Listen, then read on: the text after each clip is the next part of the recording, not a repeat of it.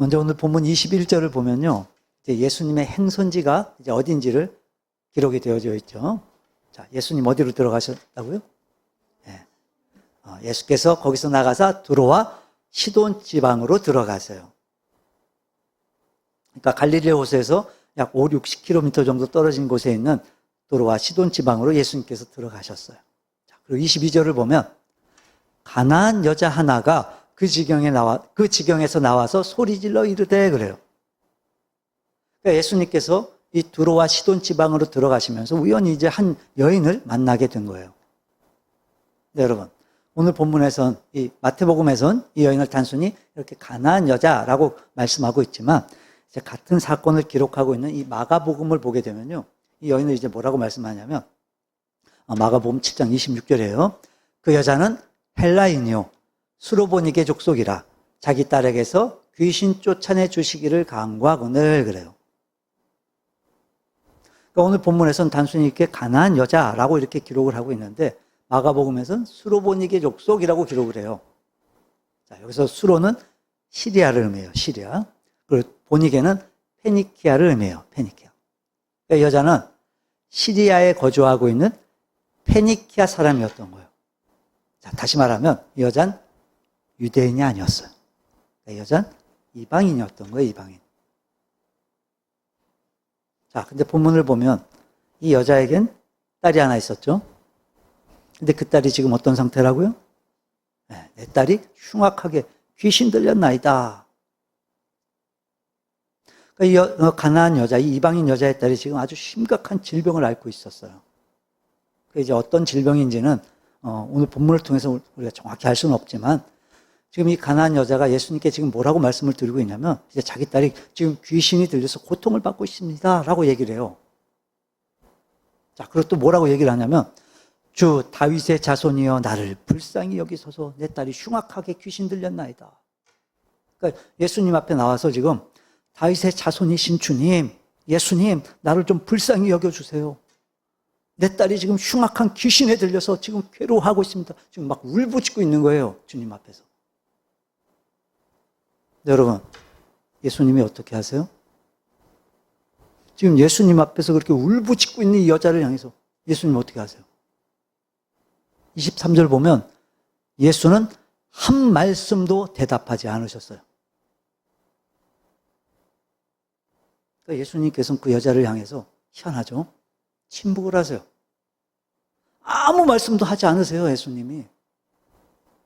그렇게 울부짖으며 지금 예수님께 나와서 지금 기도를 하는데 예수님이 아무런 말씀도 하지 않으세요. 자, 그리고 그때 그 모습을 지켜보던 제자들이 예수님께 이제 이렇게 말을 해요. 그 여자가 우리 뒤에서 소리를 지르오니 그를 보내소서. 그러니까 여자를 돌려보내라는 거예요. 자, 그러니까 또 예수님께서 또 뭐라고 말씀을 하시냐면 24절 나는 이스라엘 집에 잃어버린 양 외에는 다른 데로 보내심을 받지 아니하였노라. 그러니까 이제 이 가나안 여자가 예수님께로 좀 더 가까이 다가와요. 예수님 앞에 무릎을 꿇고 절을 하고 부르짖어요. 주여 저를 도와주소서. 자, 그럼 여러분 이런 상황이라면 정말 그럼 예수님께서 어떻게 하시는 게 맞겠어요? 지금 이렇게 지금 믿고 구하는 거잖아요, 이 여인이. 지금 믿음으로 고백하는 거잖아요, 지금. 그럼 지금 우리가 알고 있는 그 예수님이라면, 우리가 믿는 그 예수님이라면 어떻게 하시는 게 맞겠어요? 들어주셔야죠. 믿음을 고백하는데 지금, 믿음을 고백하는 이 여자의 간절한 이 부탁, 들어주시는 게 맞는 거죠, 들어주시는 게. 예수님께서 뭐라고 말씀하세요? 그렇게 간절히 애원하는 여자에게 예수님께서 정말 난데없이 26절 보세요. 자녀의 떡을 취하여 개들에게 던짐이 마땅하지 아니하니라 그러세요. 자, 그리고 그때 여자가 뭐라고 대답을 해요? 자, 여러분 같으면 어떡하겠어요? 이런 상황에. 솔직히 한번 대답해 보세요. 지금 자식이 어떻게 됐어요? 귀신 들렸어요. 귀신 들려서 지금 예수님이 고치실 수 있으리라고 믿고 지금, 그래서 예수님께 도와달라고 지금 부탁을 하는데, 근데 지금 예수님이 뭐라고 하시냐면 걔한테는 줄 게 없대요. 걔한테는. 참을 수 있겠어요, 여러분 같으면? 우리야 뭐 예수님이 뭐 어떤 분이신지 아니까 우리는 뭐 그렇게까지는 못하겠지만 여러분 이 여자는 그것도 아니잖아요. 예수님의 부활을 본 것도 아니고 그죠? 지금까지 뭐 예수님이 행했던 그 기적들, 그 소문만 들은 거예요. 기적들을 직접 본 것도 아니라 소문만 들은 거예요, 소문만. 지금 우리가 이 여자 입장이라면 걔한테는 줄 게 없대요. 지금 나한테 말씀하시는 거예요. 참을 수 있을까요, 우리가? 여러분, 이 여자 뭐라고 대답을 하냐면, 우리 27절 한번 다시 읽어볼까요? 여자가 이르되, 주여 올소이다마는 개들도 제 주인의 상에서 떨어지는 부스러기를 먹나이다 하니. 개라고 말씀하시는데 지금. 그 예수님 말씀에 전혀 일말의 망설임 없이 주님 말이 맞습니다. 맞습니다, 주님. 하지만 주님, 상 아래 개들도요, 상에서 떨어지는 주인이 흘리는 그 부스러기 주워 먹습니다. 그러자 여자의 대답을 들으신 예수님께서 이렇게 말씀을 하세요. 28절, 여자여, 내 믿음이 크도다. 네 소원대로 되리라. 그리고 예수님께서 말씀하신 그 즉시로 그 여자의 딸이 어떻게 됐다고요? 그때로부터 그의 딸이 나으니라. 그때로부터. 그러니까 그 즉시로 그때 그의 딸이 나았어요. 고침을 받았어요. 이렇게 오늘 본문을 읽다 보면 정말 간절하게 애원하는 여자에게 예수님께서 정말 너무 의외의 모습을 보여주세요. 아니, 이건 아니지 싶을 정도로, 너무 심하다 싶을 정도로 예수님이 말씀을 하세요. 그렇잖아요, 여러분. 지금까지 우리가 알고 있던 예수님의 모습, 좀 다르게 느껴지지 않으세요? 아니, 이거 너무 다르게 느껴지지 않으세요? 완전히 다른 분 같잖아요, 예수님이. 여러분, 한번 잘 생각해 보면, 오늘 이 가나안 여자의 간절한 모습, 그리고 그런 그를 대하시는 예수님의 모습을 통해서 우리는 이 기도의 장애물에 대해서, 또 그 장애물들을 어떻게 극복해야 하는지에 대해서 우리가 분명히 깨달을 수가 있게 되는 거예요. 자, 그래서 오늘 본문을 보면 우리가 이제 기도하면서 넘어야 하는 세 가지 큰 장애물이 있음을 말씀을 하세요. 자, 그 첫 번째 장애물이 뭐냐? 우리가 정말 간절히 기도를 하는데 아무런 응답이 없다고 느껴질 때가 있다는 거예요. 그러니까 귀신 들린 딸을 위해 정말 울부짖으며 간절히 애원한 여자를 향해서 예수님께서 그렇게 침묵하셨던 것처럼 여러분, 우리가 아무리 정말 기도를 해도요, 오랜 시간 우리가 그렇게 기도를 해도 우리의 그 기도에 하나님께서 반응하지 않으신다고 느껴질 때가 많이 있잖아요. 그런 적 없으세요, 여러분? 여러분, 처음 이 여자가 이렇게 예수님께 나와서 간절히 애원했을 때, 간절히 부르짖었을 때 분명히 들으셨단 말이에요, 예수님이. 들으셨어요, 예수님이. 근데 왜 예수님은 그 애원을 들으시고, 그 간절한 그 부르짖음을 들으시고도 왜 예수님은 아무런 반응도 보이지 않으셨을까? 분명히 들으셨는데 왜 아무런 말씀도 하시지 않고 그냥 침묵하고 계셨을까? 자, 여기서 우리가 분명히 알아야 될 게 있는데 그게 뭐냐면요, 침묵이 무반응이 아니라는 거예요. 침묵이 무반응이 아니에요. 우리도 그렇잖아요. 우리가 이제 여러 가지 기도 제목들을 놓고 그렇게 우리가 기도를 하다 보면 물론 하나님께서 이루어주신 것도 분명히 있을 거고 또 아직 이루어주시지 않은 것도 있을 거예요. 그럼 여러분, 이루어주신 기도 당연히 그거 하나님이 응답해 주신 거죠. 내 기도 그대로 이루어주셨으면 응답하신 거잖아요. 그럼 이루어주시지 않은 기도, 그건 뭐죠? 응답 아닌 거예요? 이루어주시지 않은 기도, 그것도 응답이에요.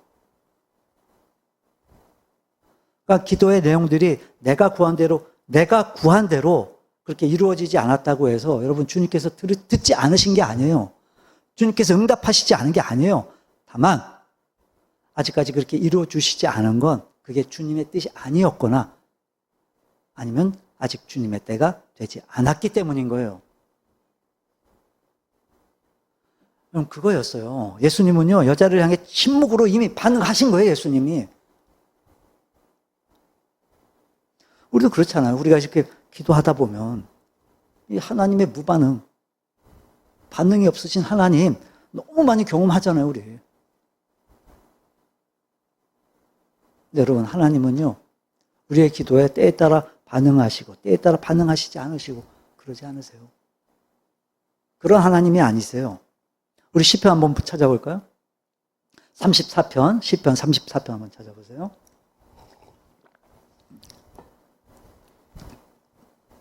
시편 34편 15절입니다. 34편 15절 함께 읽어봅니다. 여호와의 눈은 의인을 향하시고 그의 귀는 그들의 부르짖음에 기울이시는도다. 그의 귀는, 하나님의 귀는 그들의 부르짖음을 기울이시는도다. 그러니까 들으신다는 거예요, 하나님이. 다시 말해 하나님의 침묵은 우리의 기도에 대한 하나님의 다른 형태의 반응인 거예요. 하나님이 반응하신 거예요. 우리가 기도를 하다 보면 이렇게 하나님의 침묵을 경험하게 될 때 우리 어떻게 하죠? 어떻게 하세요, 여러분? 하나님께서 내 기도 안 들으신다. 듣지 않으시나 보다. 그 결론을 내요, 내가. 그 결론을 내요, 내가. 그리고 기도를 중단해버려요, 내가. 여러분, 하나님은 그 침묵을 통해서 우리에게 뭔가 말씀하고 싶은 게 있으신 거예요. 비록 예수님께서는 그렇게 침묵하셨지만, 하지만 딸의 병을 고치기 위해 이렇게 간절히 간청했던 여자는 침묵하고 계시는 그 예수님을 계속해서 바라봤어요, 계속해서. 포기하지 않았어요. 중단하지 않았어요. 멈추지 않았어요. 예수님의 그 침묵을 거절로 받아들이지 않았어요. 그 침묵의 의미를 놓치지 않기 위해 계속해서 주님을 바라보고 주목하고 계속해서 예수님을 부르짖었던 거예요. 마찬가지예요, 여러분. 우리가 기도할 때도 기도 중에 경험하는 그 하나님의 침묵을 하나님의 거절이라고 우리가 생각을 하면 안 돼요.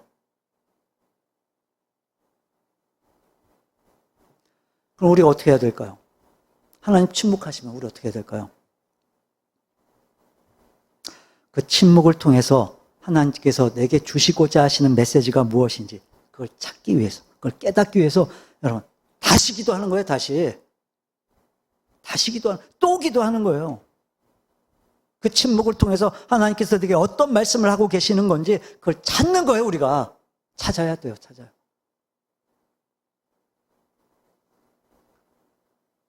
우리 너무 좋아하는 찬양이잖아요. 어두움에 밝은 빛을 비춰주시고 너의 작은 신음에도 응답하시니, 너의 작은 신음에도 응답하시는 하나님, 우리의 작은 신음에도, 나의 작은 그 신음에도 응답하시는 그 하나님, 우리가 하나님 앞에 무릎 꿇었을 때 포기하지 않고 중단하지 않고 우리가 기도할 때 하나님은요 절대로 침묵하지 않으세요. 우리의 기도에. 하나님의 응답이 없다고 하나님께서 침묵하신다, 그렇게 내 마음대로 결론 내리지 마시고 여러분 기도를 중단하는 게 아니라 다시 한번 무릎을 꿇어 더 간절히 기도하는 기도의 삶들이 되시기를 바랍니다. 자, 그리고 두 번째 장애물은 또 뭐냐면요, 방해꾼이 있다는 거예요. 방해꾼이. 기도의 방해꾼. 자, 지금 예수님의 침묵에도 불구하고 이렇게 계속해서 간청하는 이 여인을 보면서 예수님의 제자들 예수님께 뭐라고 말하죠? 자, 23절 후반절에 보면 그 여자가 우리 뒤에서 소리를 지르오니 그를 보내소서. 자, 이게 지금 이 여자의 손을 들어주고 빨리 돌려보내자는 의미인지 아니면 귀찮으니까 빨리 보내자는 의미인지 이게 그 의미에 대해서는 정확히 알 수가 없어요. 네, 여러분, 이 여자를 바라보는 이 제자들의 모습은요, 여자를 향한 그들의 우월의식이 있었어요. 경멸의 태도가 있었어요. 그러니까 당시 그 유대인들이 이 이방인들한테 가졌던 그 우월감, 이게 얼마나 대단했던지. 지금 예수님 말씀 속에서도 여러분 짐작이 되잖아요. 자녀, 그리고 개, 이 비유를 보면 짐작이 되시죠? 지금 제자들은요, 여자의 간청을 예수님이 들어주든 안 들어주든 그건 관심이 없었어요. 제자들은 그건 관심이 없었어요. 그저 이 이방 여자가 시끄럽게 막 따라오니까 그게 싫어가지고, 귀찮아가지고 그냥 어떻게든 빨리 돌려보내기를 원했던 거예요. 예수님께서 뭐라 말씀하세요? 제자들보다 오히려 더 심하게 말씀하세요, 예수님이. 24절, 나는 이스라엘 집에 잃어버린 양 외에는 다른 데로 보내심을 받지 아니하였노라. 다시 말하면 나는 저 여자와 같은 그 이방인들한테는 관심조차도 없다라는 거예요, 지금. 자, 이런 제자들의 태도와 그리고 예수님의 말씀을 통해서 우리 같으면 어떤 생각 들까요? 우리 어떤 마음 들까요, 우리?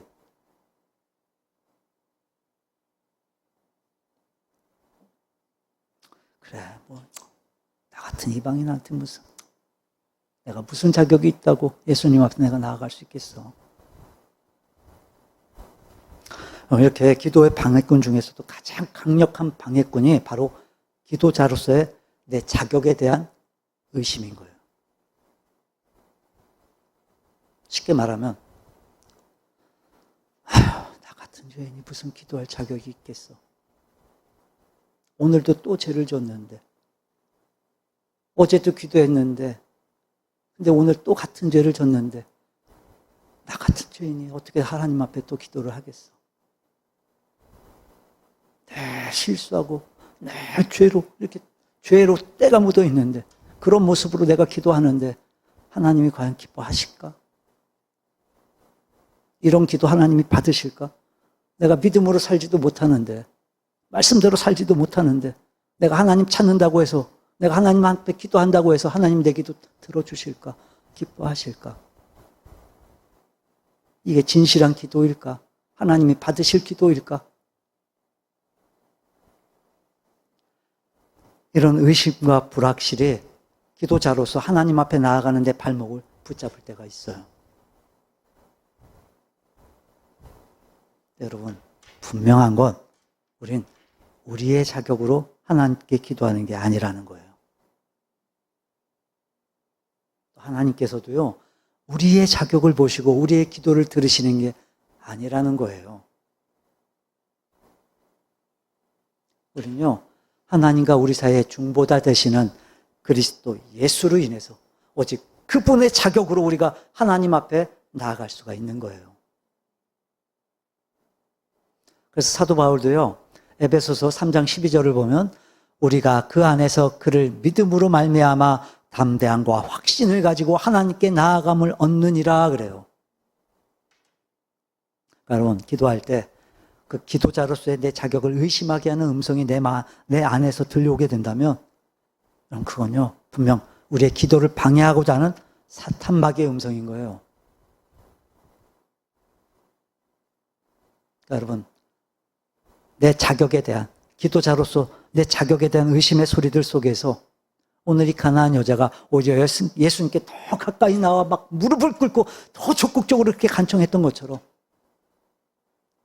우리 안에 들려오는 그 의심의 음성을 그리스도 예수의 이름으로 다 물리치고 더 주님께로 가까이 나와 더 적극적으로 기도하는 참된 기도의 사람들이 되시기를 바랍니다. 자, 그리고 세 번째 장애물은 또 뭐냐면요, 기도자로서 내 안에 여전히 살아있는 바로 나 자신인 거예요. 나 자신. 여자가 예수님께 더 가까이 나와 막 무릎을 꿇고 주여 저를 도우소서라고 애원했을 때 예수님은요, 자녀의 떡을 취하여 개들에게 던짐이 마땅하지 아니하니라 아주 단호하게 거절을 하세요. 자, 여기서 자녀가 누구를 말하는 거죠? 유대인들을 말하는 거, 걔는 이방인들, 즉 이방 여자 자신을 말하는 거예요. 근데 놀라운 건 뭐냐면 이 예수님의 말씀을 듣고 이 여자가 지금 뭐라고 대답을 하냐면 27절, 주여 올소이다마는 개들도 제 주인의 상에서 떨어지는 부스러기를 먹습니다. 그래요. 그러니까 이런 거죠. 맞습니다, 주님. 그렇습니다, 주님. 주님의 말씀대로 저는 개입니다. 저는 개에 불과합니다. 하지만 주님, 개도 주인의 상에서 떨어지는 그 부스러기 주워 먹지 않습니까? 그러니까 주님, 그 부스러기라도 주워 먹을 수 있도록 제 기도를 들어주세요. 제 소원을 들어주세요. 제발 제 딸을 좀 고쳐주세요.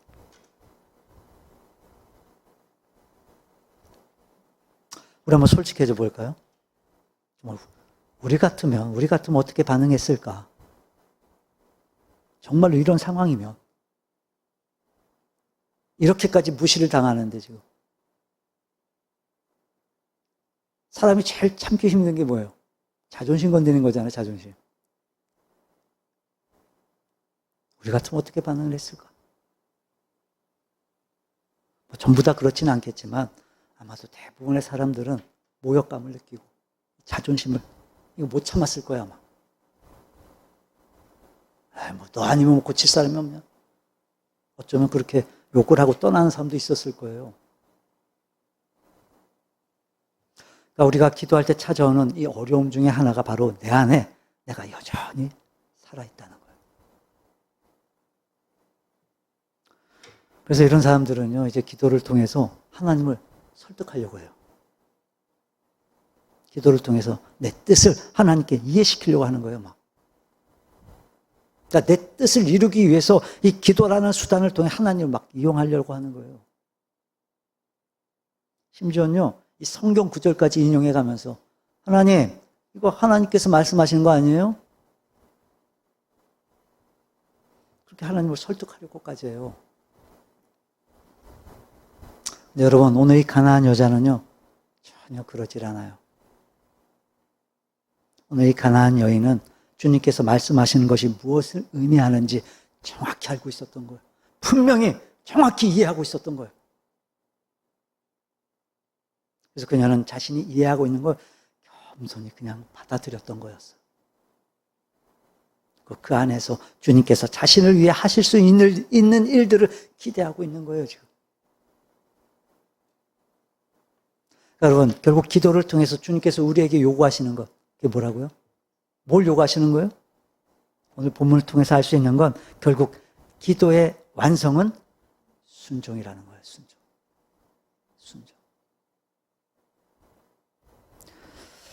우리 기도할 때 우리는 보통 어떻게 기도하죠?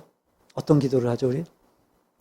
자, 먼저는 내 문제에 대해서 하나님 앞에 고백하고, 그리고 내 마음, 내 생각들 또 솔직하게 하나님 앞에 고백하고, 그리고 이제 내가 원하는 것들, 또 내가 필요한 것들 다 쏟아놔요, 우리. 하지만 결국 기도를 하다 보면 우리는 나를 향하신 그 하나님의 뜻을 우리가 발견하게 되고 깨닫게 되고, 그리고 그렇게 기도를 마치면서 그 하나님 뜻에 뭐 하기를 결단해요, 우리? 순종하기를 우리가 결단하게 되는 거예요. 근데 보면요, 우리 기도하는 거 보면 회개 없는 기도가 참 많은 것 같아요. 우리 기도할 때 보면 회개 없는 기도가 많은 것 같아요. 그러니까 기도하면서 내 안에 있는, 내 속에 있는 이 죄들, 내 욕망, 내가 내 삶의 주인 되려는 욕심, 그 회개 없이 하나님 앞에 나가는 경우가 참 많은 것 같아요. 그럼 하나님이 모르세요, 그거? 우리가 회개기도 안 하면 하나님 모르세요? 왜 회개가 중요하냐? 우리의 입술로 고백하는 왜 그 회개가 중요하냐? 하나님 앞에 내 안에 있는 것들 다 그렇게 쏟아놓고 그렇게 나를 비우고 나서야, 내가 낮아져야 비로소 우리의 영의 눈과 귀가 하나님을 향해 열리게 되는 거예요. 비로소 하나님이 부어주시는 것 내 안에 담을 수 있는 그릇이 되어지는 거예요.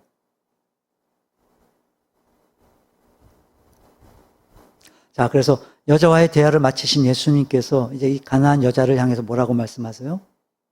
자, 28절 볼까요? 28절. 보면 28절 함께 읽어봅니다.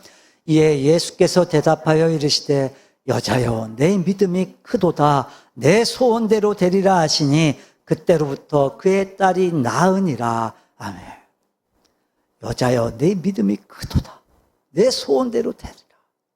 이 가난한 여자를 예수님께서 칭찬하세요. 우리 성경에 지금 내 믿음이 크다라고 이렇게 번역을 했는데 영어 성경을 보면 great예요, great. 내 믿음이 위대하다, 위대하다. 예수님이 그 믿음이 위대하다라고 칭찬을 하세요. 자, 그래서 우리는 이 가난한 여자의 모습을 통해서 위대한 믿음이 어떤 믿음인지를 우리가 알 수가 있는 거예요. 어떤 믿음이죠? 위대한 믿음? 큰 일을 이룬, 꿈꾸는 거, 그게 위대한 믿음이에요?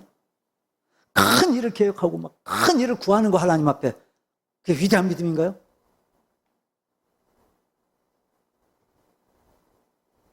오늘 이 가난한 여자의 모습을 보면요, 이 가난한 여자에게선 그런 모습은 전혀 보이질 않아요. 위대한 모습이요? 전혀 찾아볼 수가 없어요. 지금 딸은요, 귀신 들려서 절망 가운데 지금 고통받고 있어요. 그 자신은 이방인으로 지금 개취급을 당하고 있어요. 유대인이었던 예수님께 무릎을 꿇고 지금 침묵과 경멸 속에서 계속해서 애원하고 있어요. 위대한 거하고는 전혀 상관이 없어요, 전혀. 뭐 자신이 막 큰 부자가 되길 원했던 것도 아니고, 무슨 에스더처럼 나라를 위해 막 애원했던 것도 아니고, 단지 그냥 귀신 들려 고통받는 자신의 딸을 위해서 지금 그렇게 간절히 애원한 것밖에 없었어요. 근데 희한하죠. 이 가난한 여자를 향해서 주님께서 네 믿음이 위대하다 칭찬을 하세요, 주님이. 지금 내 믿음이 위대하다는 건 분명 그녀가 간청했던 그 목적이 위대해서도 아니었고 그 내용이 위대해서도 아니었는데, 그럼 예수님은 이 여자의, 그 가난한 여자의 무엇을 보시고 그 믿음이 위대하다라고 칭찬하셨던 걸까?